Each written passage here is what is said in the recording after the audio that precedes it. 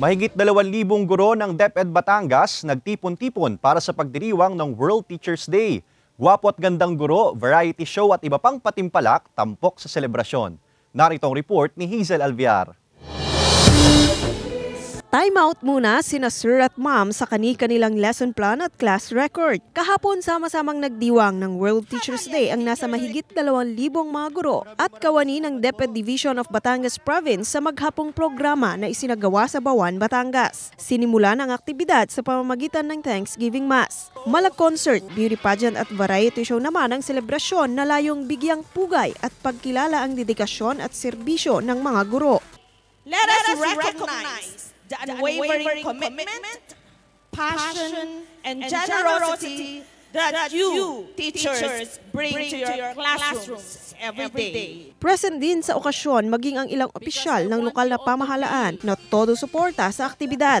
Ang mga gurong ito hindi lang sa pagtuturo humahataw kundi maging sa pagsasayaw. Kada congressional district kanya-kanyang giling at indak. Kung may dancers na mga guro, hindi naman nagpahuli ang mga gurong may talento sa pag-awit na pawang mga nagpasiklaban sa kantahan na animoy mga celebrity sa kanilang performance. Maya't maya rin ang paraffle na talaga namang nagpadagdag pa sa saya ng mga gurong dumalo sa selebrasyon. Samantala, isa sa mga highlight ng programa ang pagpili ng gwapo at gandang guro 2023. 8 pares mula sa iba't ibang sub-offices ang naglaban-laban, suot ang kani-kanilang pangmalakasang costume. Anila hindi lahat ng maganda at gwapo nag-aartista. Ang iba raw, nagtuturo gaya nila. Sa huli, italanghal na gwapo at gandang guro 2023 sina Ferdinand Pakis at Mary Rose Loremia. Samantala, binigyan diin naman ng Schools Division Superintendent ang hindi matatawarang sakripisyo ng mga guro. Duties of a teacher